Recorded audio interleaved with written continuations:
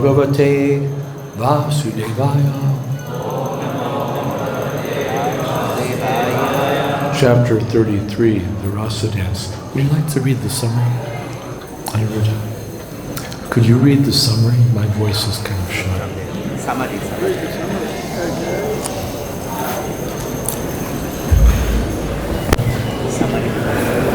Oh, right.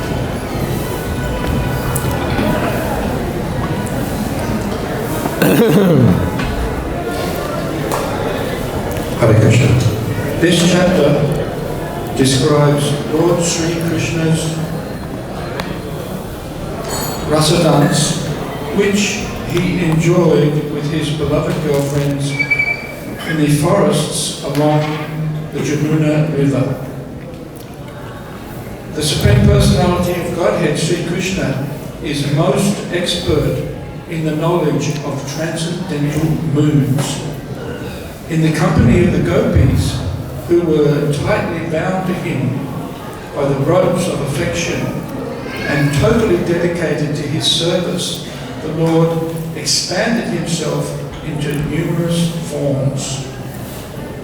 The gopis became intoxicated with their enthusiasm to enjoy the rasa dance, and thus they began satisfying Krishna's senses by singing, dancing, and gesturing amorously.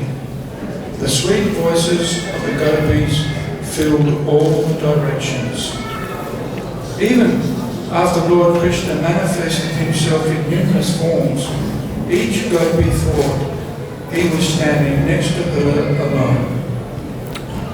Gradually, the gopis became fatigued from the continuous dancing and singing, and each of them placed her arm on the shoulder of the Krishna standing beside her. Some gopis smelled and kissed Krishna's arm, which bore the fragrance of the lotus and was anointed with sandalwood paste. Others put Krishna's hand on their bodies, and yet others gave Krishna pleasure by embracing him lovingly. Lord Krishna, being the supreme absolute truth, is the only actual enjoyer and object of enjoyment. Although he is one without a second, he expands himself into many forms to increase his personal pastimes. Therefore, great scholars say that Krishna's rasa lila is like a child's playing with his own reflection. Sri Krishna is self-satisfied and fully endowed with inconceivable transcendental opulences. When he exhibits such pastimes as the rasa lila, all living beings, from Brahma down to the blades of grass, become merged in the ocean of astonishment. When Maharaj Parikshit heard the narration of Krishna's conjugal pastimes with the gopis, which superficially resemble the activities of lusty, wanton persons, he expressed a doubt to the great devotee, Śrī Śukadeva Gosvāmī. Śukadeva dispelled this doubt by stating, since Sri Krishna is the absolute enjoyer, such pastimes as these can never be contaminated by any fault. But if anyone other than the Supreme Personality of Godhead tries to enjoy such pastimes, he will suffer the same fate that someone other than Lord Rudra would suffer if he attempted to drink an ocean of poison. Moreover, even one who only thinks of imitating Lord Krishna's rasa lila will certainly suffer misfortune. The Supreme Absolute Truth, Sri Krishna, is present within the hearts of all living entities as their indwelling witness. When, out of his mercy, he exhibits his intimate pastimes to his devotees, these activities will never besmirched by mundane imperfection. Any living being who hears of the spontaneous loving attraction the gopis felt for Lord Krishna will have his desires for material sense gratification destroyed at the root and will develop his natural propensity for serving the Supreme Lord, the spiritual master, and the Lord's devotees. Thank you. Śrī Śukadeva ittham bhagavato gopyaḥ śrutvā vācaḥ su-peśalāḥ jahur viraha-jaṁ tāpaṁ tad-aṅgopacitāśiṣaḥ.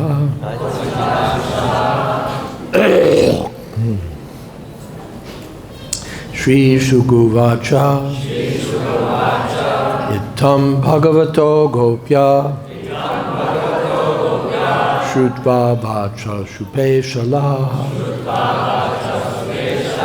jahur viraha-jam tāpaṁ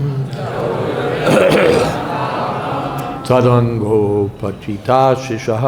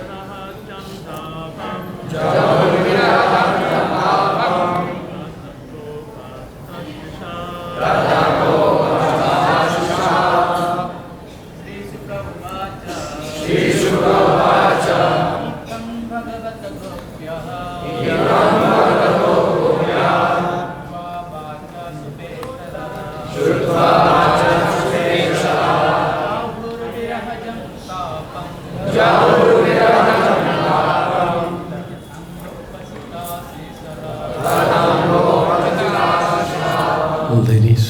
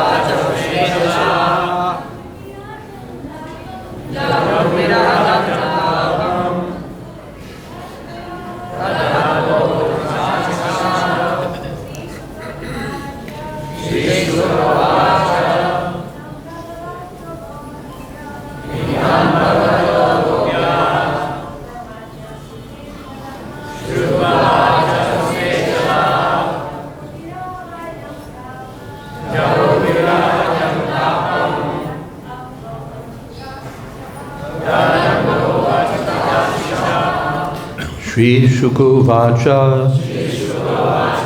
Śrī Śukadeva Gosvāmī said, Ittham, thus, bhagavataḥ of the Supreme Personality of Godhead. Gopyaḥ, the cowherd girls. Śrutvā, hearing. Vācaḥ, the words. Su-peśalāḥ, most charming. jahur, they gave up. Viraha-jaṁ, born out of their feelings of separation. Tāpaṁ, the distress. Tad, his. Aṅga, from touching the limbs. Upacita, fulfilled. Āśiṣaḥ, whose desires. Śukadeva Gosvāmī said, when the cowherd girls heard the Supreme Personality of Godhead speak these most charming words, they forgot their distress caused by separation from him. Touching his transcendental limbs, they felt all their desires fulfilled.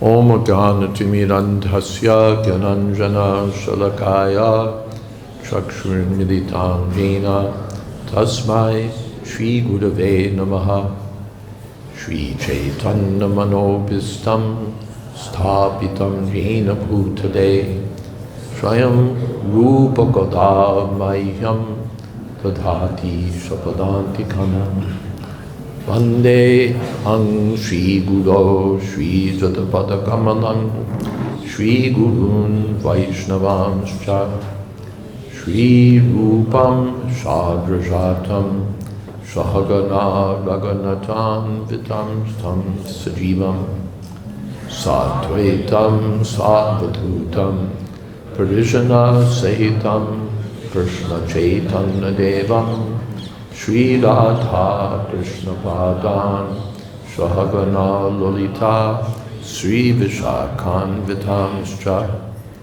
He Krishna Karuna Sindho Dina Bandho Jagatpate Gopesha Gopika Kanta Radha Kanta Namostute Tapta Kamshana Gaurangi Radhe Vrindavaneshwari Vrishabhanu Sute Devi Pranamami Hori Priye Vacha Kalpatarubhyascha Kripa Sindho Bhyevacha Patitanam Pavanebhyo Vaishnavebhyo Namo Namaha Shri Krishna Chaitanya Prabhu Nityananda Shri Advaita Gadadhar Shri Vāsadi Gaur Bhakta Vrinda Hare Krishna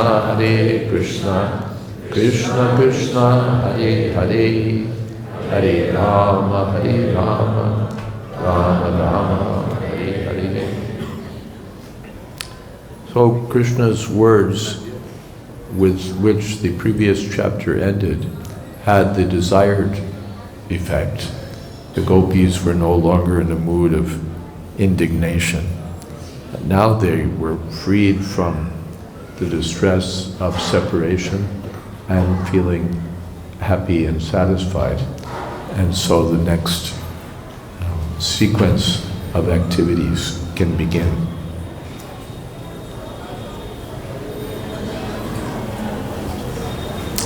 Tatra Rabhata Govindo Rasa Kridam Manuvrataihi Sri Ratnair Anvita Pritair Anyonya Bhattavahubhi. There, on the Jamuna's banks, Lord Govinda then began the pastime of the rasa dance in the company of those jewels among women, the faithful gopis, who joyfully linked their arms together.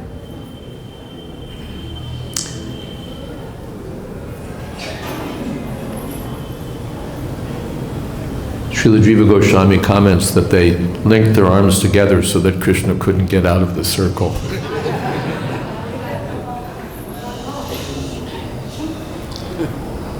Rasotsava sampravritto gopi mandala manditaha yogeshwarena krishnena tasam madhye dvayor dvayoho pravishtena grihitanam kante swa nikatam striyaha yam manyeran nabhastavad vimana shatasankulam devokasam sadaranam auksukya paratatmanam. The festive rasa dance commenced, with the gopis arrayed in a circle. Lord Krishna expanded himself and entered between each pair of gopis. And as that master of mystic power placed his arms around their necks, each girl thought he was standing next to her alone. The demigods and their wives were overwhelmed with eagerness to witness the rasa dance, and they soon crowded the sky with their hundreds of celestial airplanes. Purport. Srila Bilba Mangala Thakur has written the following verse about the rasa dance. Anganam anganam antara madhavo madhavam madhavam shantarain angana itthaṁ akopite mandale madhyaga sanjago venuna devaki nandana. Lord Madhava was situated between each pair of gopis, and a gopi was situated between each pair of his manifestations.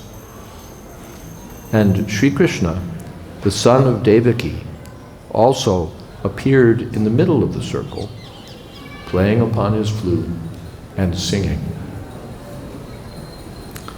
Srila Vishwanath Chakravarti Thakur points out that the gopis, maddened by love, were unable to understand that Sri Krishna had expanded himself so he could personally dance with each of them.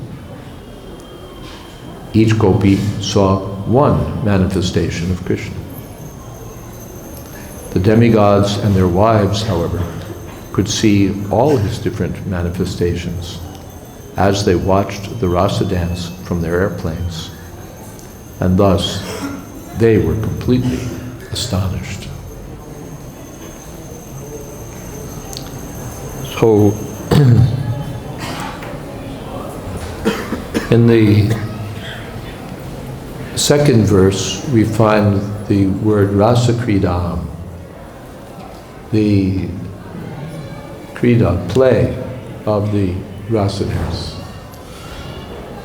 As Bhakti Vigyan Maharaj was saying yesterday, our Gaudiya Vaishnava conception goes far beyond what we find in other religious domains, where mostly we hear about God as the controller, God as the order supplier.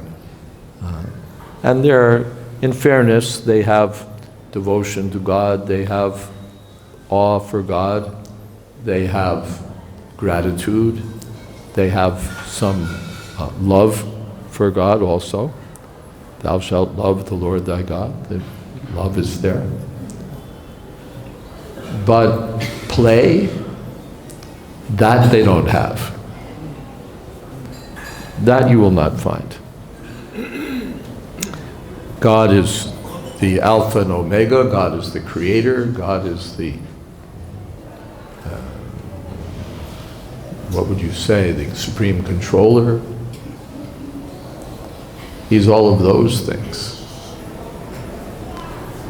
But play is beyond such conceptions. In the Srimad Bhagavatam, so much attention is dedicated to Krishna's activities as the creator, as the controller, as the source of everything.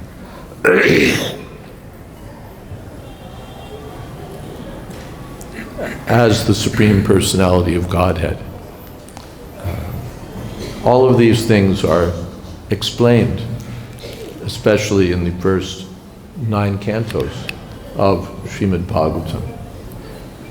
The Krishna whose activities are described here is the same Krishna who's the Mata Data Pitamaha, who's the mother and father and grandfather of the whole universe, who's the supreme controller, who's all of those things. He's that Krishna. He does create, he does maintain, he does destroy, he does oversee and permit the activities of every living being. He does glance over the material nature and create pregnancy just by his glance. He does all those things. But in Dhamnas Vena Sada, Nirasta Kuhaka, he also has his own realm, Dhamnas Vena, his own place, Goloka Vrindavan. Vaikuntha, that's also his place, and ultimately Goloka Vrindavan. Beyond the touch of the material energy. And there he has his eternal activities. A krida, just for his own enjoyment. Another word used in one of these verses is Govinda. He's the supreme source of enjoyment and he's the supreme enjoyer. He is the creator, he is all of those things, but ultimately he likes to enjoy. We have that nature, we want to enjoy. Krishna has that nature. He wants to enjoy. But Swarat, he's independent in his enjoyment. When we want to enjoy, we call our friends, we call our girlfriends, boyfriends, and we try to make some arrangement for enjoyment, all dependent on material circumstances and so on.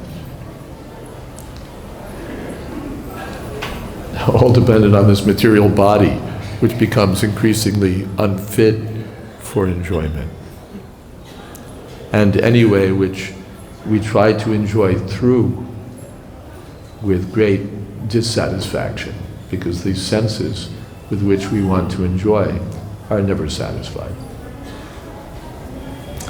So we become poor imitation enjoyers who spend so much time suffering. But Krishna is constitutionally the supreme enjoyer, and for his enjoyment, he doesn't need anyone else or anything else. He's independent. If anything is needed or wanted, he can expand it from within his own self. We saw that within the pastimes of Narayan Rishi. Krishna appeared as Narayan. He was performing great austerities. Indra became worried. This sadhu is going to become so powerful, he'll take my post. So as usual, he sent his apsaras to distract him. So the apsara team came and they were doing what apsaras do to attract a man's mind. And the sage just manifested his own apsaras from within his body. That, what do I need you for? I can manifest so many such apsaras from my own potency. Prabhupada quotes the proverb, the sweet maker has no taste for sweetmeats. You know, we go by these sweet wallas and we're all eyes. But the sweet swallow is sitting there all day and he's not agitated. When am I going to eat this rasgulla? So this is Narayan. He's incarnation of Krishna. He's completely self-satisfied. He can manifest apsaras if he wants them from his own body. And of course he manifested them not because he wanted to enjoy, but just to show up Indra. And to deal with you is not very difficult. And here, take one of mine. You can take Urvashi and keep her.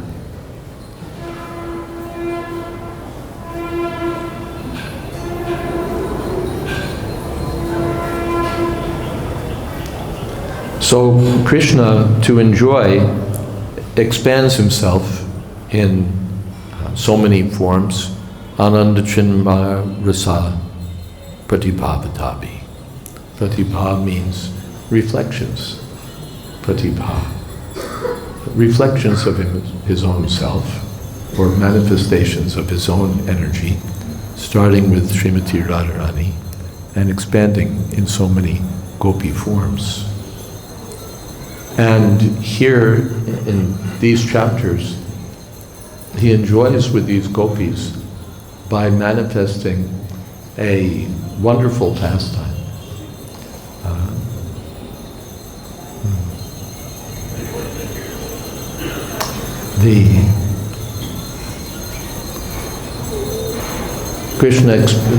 Krishna expands himself, the gopis form a circle, and Krishna expands himself in as many forms as there are gopis. So that between each set of gopis, Krishna is there.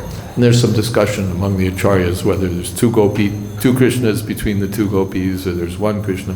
But the conclusion is that each gopi thinks that Krishna is just dancing with me. And Krishna is enjoying with all these thousands of gopis at once.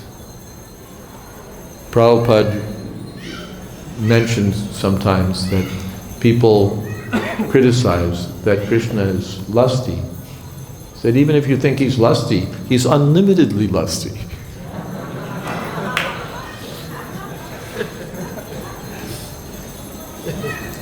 We can dance with one or two girls. Krishna dances with all these thousands of gopis and enjoys wonderful, loving exchanges with all of them.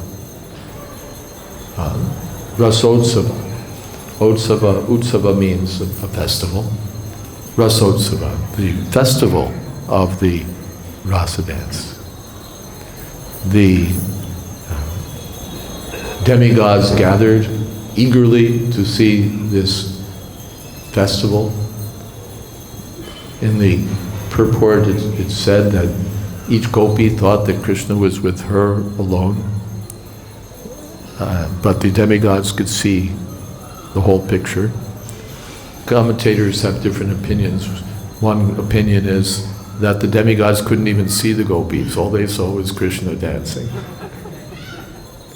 Another says they could see everyone, but they couldn't see the confidential dealings that were going on between them. And here's another opinion, well, they could see what was going on. One of the things that was going on, this may be Jiva Goswami's comment, that Krishna was not only dancing with each gopi, but Krishna, just to, what would you say, just to enjoy more, he would go to the center and then he would come back and dance. So that you had this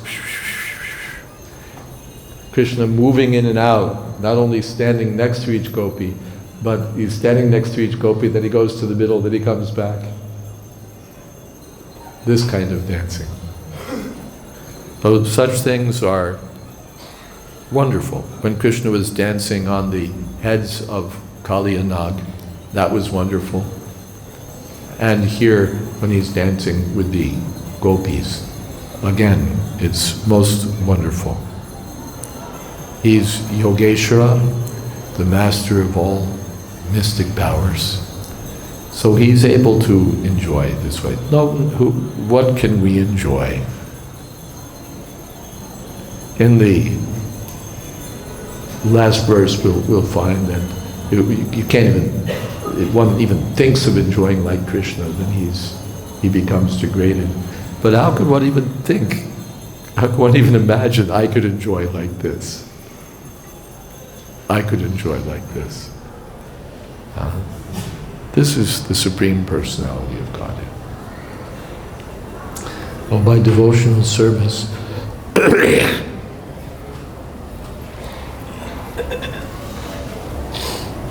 by the process of devotional service, we have to come to the point where our consciousness becomes that of servants.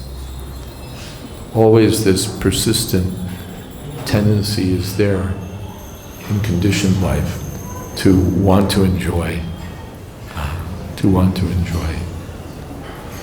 But the pure consciousness of the living being is to want to give enjoyment to Krishna. And that's what's manifest in the rasa dance. All of the gopis want only to please Krishna, and Krishna wants only to please the gopis. And I'll stop there and see what kind of comments or questions. Yes? Panchagota Prabhu. We're supposed to balance our eating, sleeping, and devotional activities, so a little bit of sense gratification can help me stay steady in my devotional life. Isn't there some balance there? Yes. Sense Prabhupada, one time I said to Srila Prabhupada, I was in Detroit, I was traveling with Satsvarup Maharaj, we were visiting different colleges. I said to Srila Prabhupada, it's so difficult to persuade the students that we should give up sense gratification. And Prabhupada said, we don't say give up, but regulate. Sense gratification, Prabhupada taught, is like salt. Too much salt and you can't eat. And not enough salt, again, you can't eat. So the senses require some gratification. They require some eating, they require some sleeping. Maybe they require some mating. Something has to be there for the senses. But it should be regulated.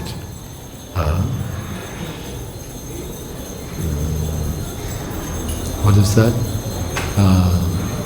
Ahara viharascha. Yuktahara viharascha. Yukta cheshtasya karmasu. Yukta swapnavabodhasya. Yogo bhavati dukkha. A person who is regulated in his eating and sleeping, everything, can get free from all the miseries of material life. So we have our rules and regulations. We don't say no eating, no meat eating, no fish, no eggs. We don't say no sleeping, we don't say no sex, but everything according to regulations so that it becomes anukul. Anukul means favorable for Krishna's service. Eating is favorable. Even eating tasty prasadam is favorable. Without tasty prasadam, how many of us would continue to be serving over all of these years? So many of us were drawn in just by tasty prasadam. And so many of us have stayed because we're encouraged. Yes, the prasadam is nice. The Prabhupada said everything nice. So we don't say no sense gratification, but regulate it so that it becomes favorable. Anukul yena Krishna for the cultivation of Krishna consciousness. If you're rigidly fanatical, if you're rigidly following, aren't you considered like a fanatic or something? If you're rigidly following, aren't you considered a fanatic? Fanatic is one of those words which applies to basically everyone. Everyone is a fanatic. Either you're a fanatic rightist, or you're a fanatic leftist, or you're a fanatic centrist. Wherever you are, according to the people who are not where you are, you're a fanatic because you're stuck on a particular way of life. The Mahatma Gandhi was a fanatic from the point of view of the British. From the point of the Indians, Churchill was a fanatic. So this fanatic is essentially a meaningless word. When you say, "Are you being fanatical?" What's the problem? What do you mean to say that's wrong? Just to stick a bad name on it. But what's the problem if one is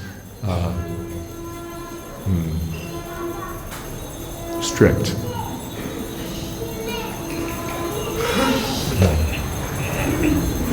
Hare Krishna.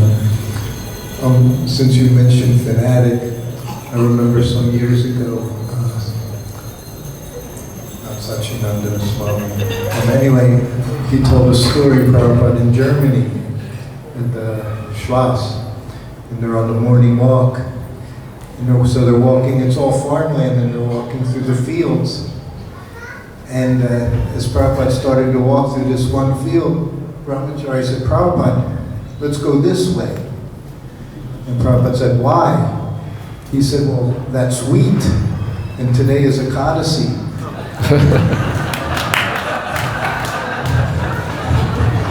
So we breathed in, and Prabhupada got his cane and pointed and said, don't be a fanatic.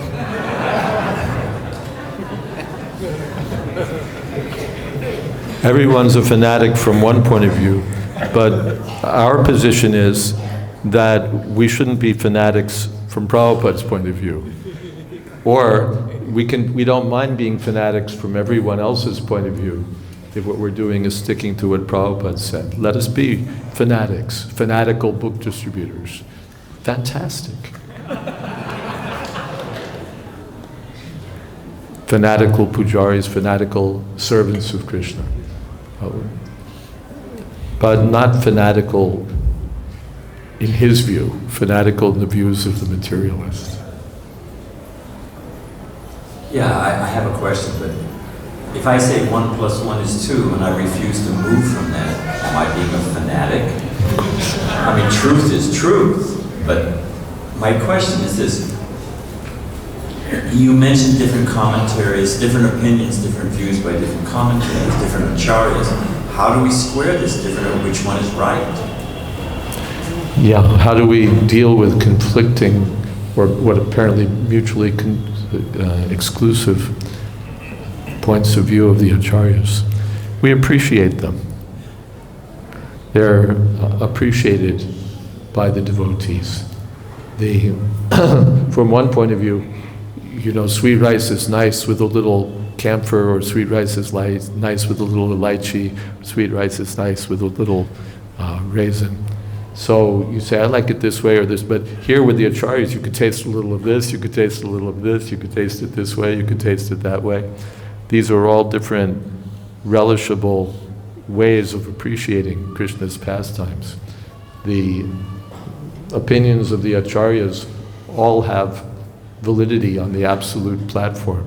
Krishna can accommodate everyone's opinion, the opinions of all the acharyas, and it's all true. Our mundane standards of mutual exclusivity don't apply. So my second question, different. Thank you, Marsha. You say that we can't enjoy through this body. There's so many problems and issues, and as I get older, as we all get, it gets progressively harder. Well, you just set a false standard. I accept that there's difficulties and miseries and problems in this life. You got to take the bitter with the sweet. And that's just life. You're expecting uninterrupted enjoyment. But I just go with the flow. I accept that that's this life, and I take happiness where I can, and according to my station in life. So you're just creating this artificial anxiety, artificial, expectations. It's just a mindset. It's just a mindset. I'm saying that you can't enjoy, and you're saying, well, I get some enjoyment, so I understand it's limited, I understand it's temporary, but that's what it is, and I accept it, and that's fine. So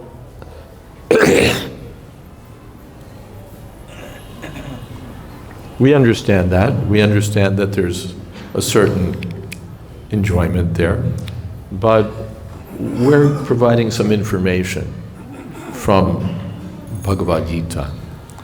And of course you can take it or leave it, but among our information is that the enjoyment leads to suffering. What is that? Yehi samsparshaja bhoga dukkha yoniya evate. The project is good. Let me do X, Y, Z and enjoy.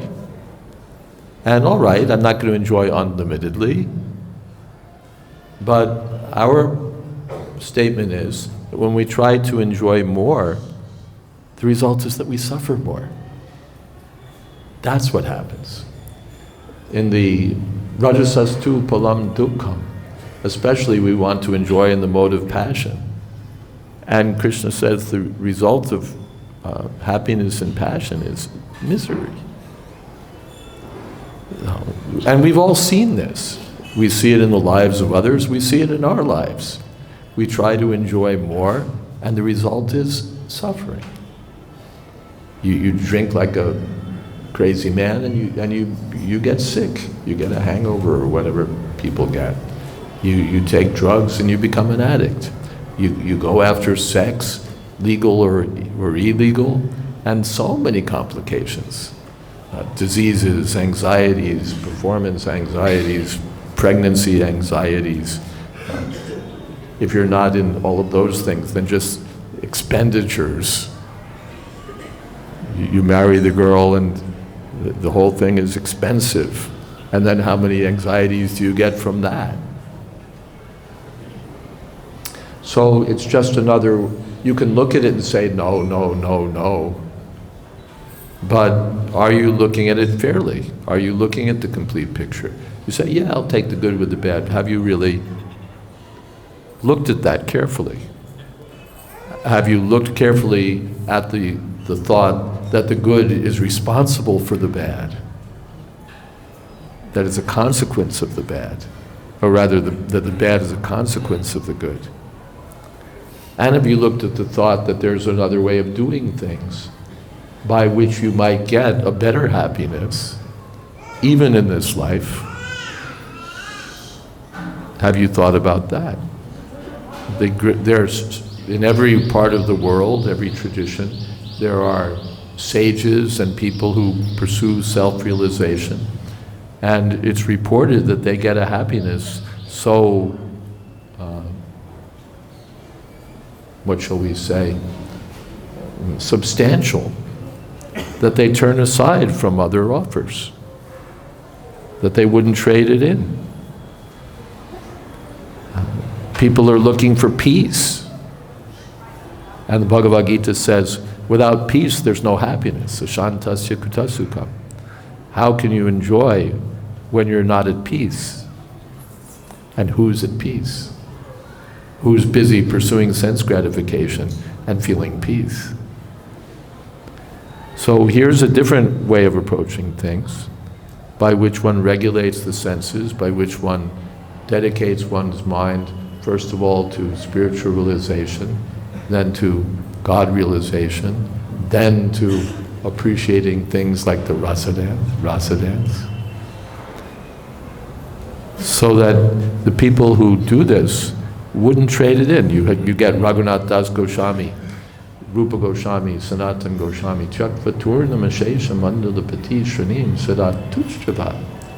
They had unlimited scope for sense gratification. Government ministers, how much can you collect as a government minister? How much can you enjoy? Powerful associates. Raghunath Das Gosvāmī was the son of a multi-billionaire. His wife was like a goddess. They gave it all up to live like beggars. Gopi bhavarasami tabdi lahari. But they were floating in the ocean of transcendental happiness in these activities of Krishna. So, think about it. You saved me, Maharaj. I'm convinced. Thank you.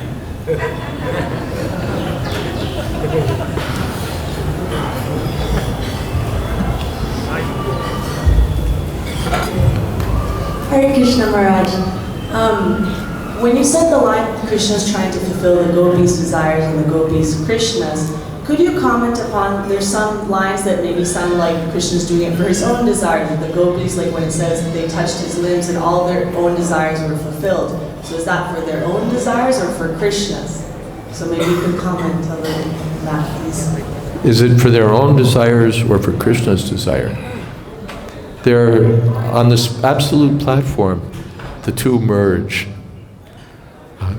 Because it's spontaneous. The spontaneous desire of the gopis is to please Krishna. That's their desire.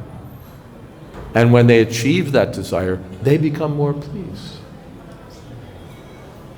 In mundane sex life, the man wants to please the girl. And when she experiences pleasure, he experiences pleasure. This is totally material, but that's how it goes.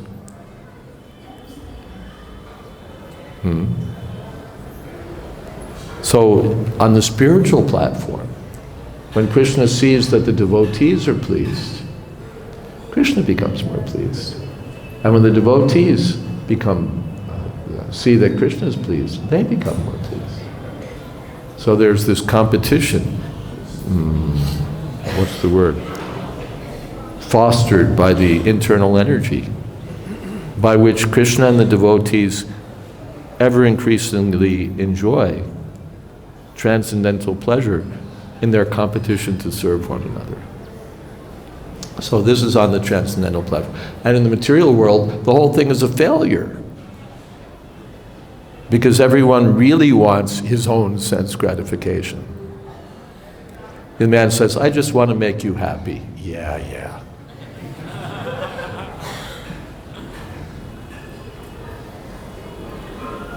The whole thing is a fraud. The whole thing is a fraud, a deception. And not only that, a disappointment. It's a disappointment.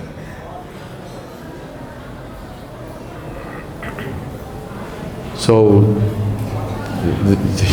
therefore, Kaviraj Goswami says, yeah, they're both metals, but one is iron and one is gold. The mundane material lust is like iron. And the spiritual sentiments of Krishna and the devotees are like gold. Something else? Okay. Look at that.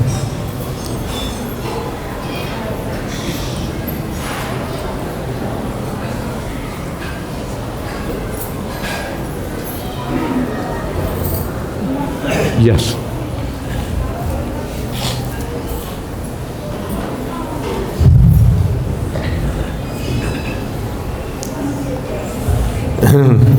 Krishna. Hare Krishna Maharaj. If Krishna can accommodate all persons, then can he also accommodate impersonalists in the rasa? Is it working that he accommodates those who are inimical to him? And in what way can he accommodate them? In what way can Krishna accommodate the impersonalists? Yes, and persons who are inimical to him. And persons who are inimical. He accommodates them in the Brahmajyoti. There's unlimited, yeah. That's where they want to be accommodated. Is it not the same than like destroying them? They're not quite destroyed. But it's what they're looking for. You know, you're looking for a hotel. Either you're looking for a 5-star hotel, or you're looking for a student hostel, or you're looking for, whatever it is you're looking for. So some people are looking to be part of Krishna's pastimes. They want to be friends with Krishna, they want to have a parental relationship, a serving relationship, conjugal relationship, and Krishna accommodates them. Yaya-tāmaṁ prapadyante. Then there are those, they don't want a relationship. They don't even want a personal identity. So, all right, Krishna accommodates them also. So is then Krishna more kind to those who are in the material world than those who are in the Brahmajyoti?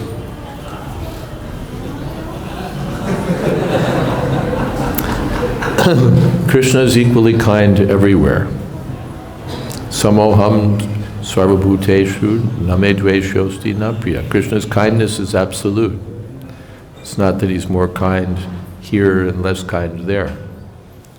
But how he's kind depends on how you want him to be kind. If you want the kindness of being invited into the spiritual world to serve as part of a member of Krishna's pastimes, you'll get an invitation. And if you want, Lord, kindly let me merge into your existence, you can have that. It's up to you. So he's kind to the demons. He's kind to the materialists. Yes, here, take your nonsense. He's kind to the impersonalists. But the devotees have the supreme experience of Krishna's kindness.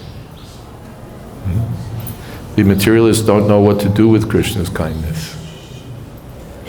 The impersonalists also. Therefore, it's said in Bhagavatam that the materialists are pitiable for the pitiable. The impersonalists, or those who are absorbed in the pleasure of self-realization, pity the materialists because they're suffering so much trying to enjoy some paltry sense gratification. So those who are pursuing self-realization, mainly the impersonalists, pity the poor materialists. And the devotees pity those who are seeking self-realization without Krishna consciousness. So the materialists are pitiable by the pitiable.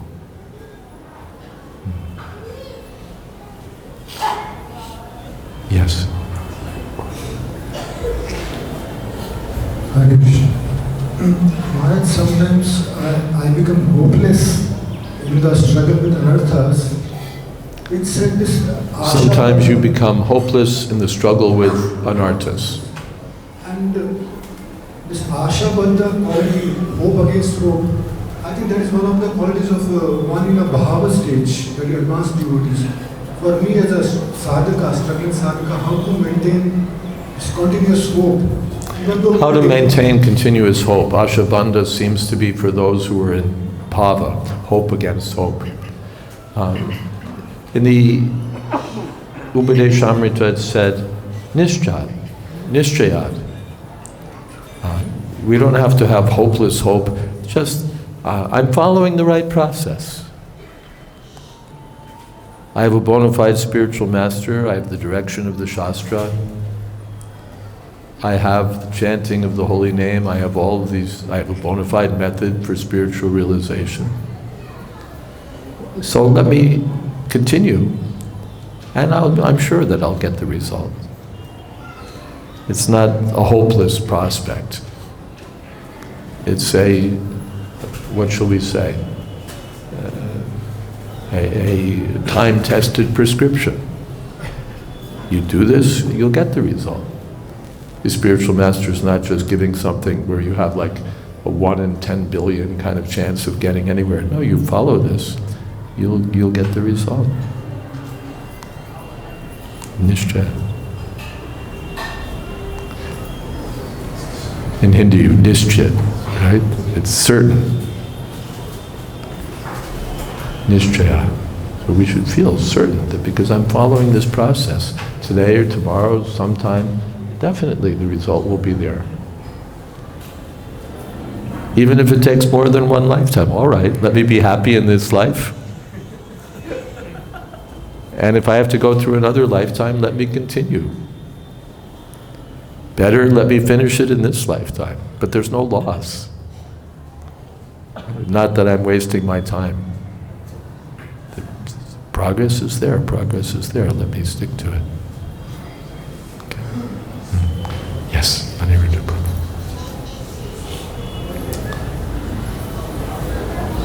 I was just wondering, a couple of questions.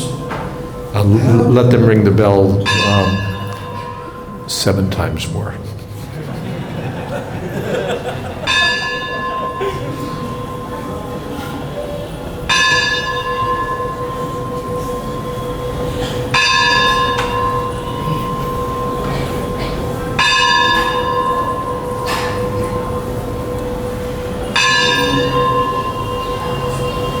Yes.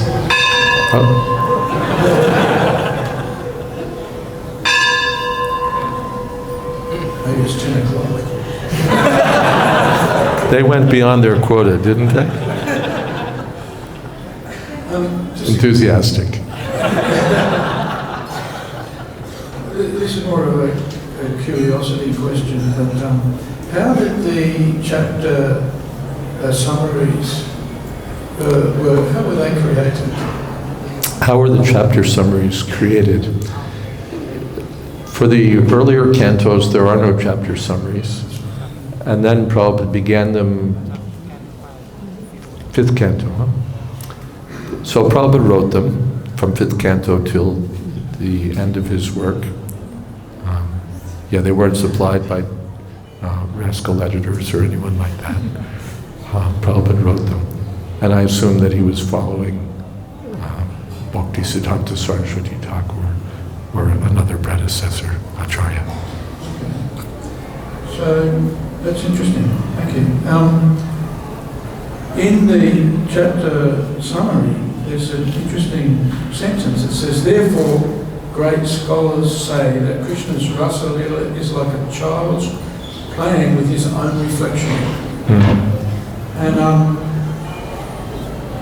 I remember playing with my reflection and I found it pretty boring.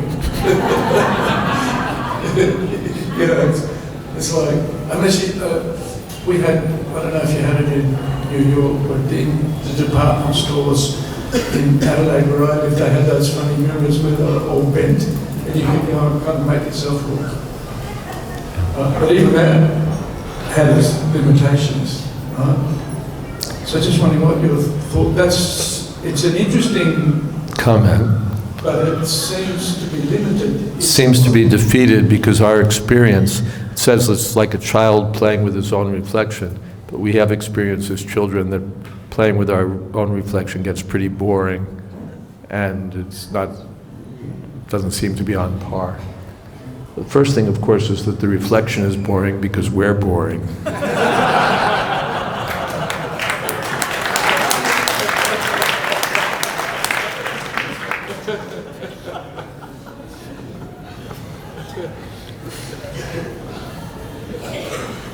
Krishna himself is full of unlimited life and vitality and newness and freshness, so his reflections are equally full of all of these transcendental attributes.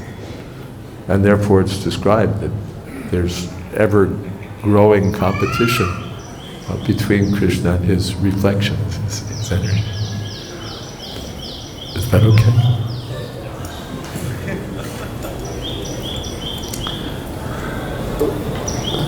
Whatever the number, the bell rang, so I guess we can stop here.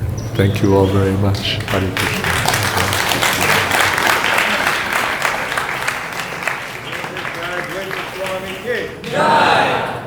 Oh, we have some books here also.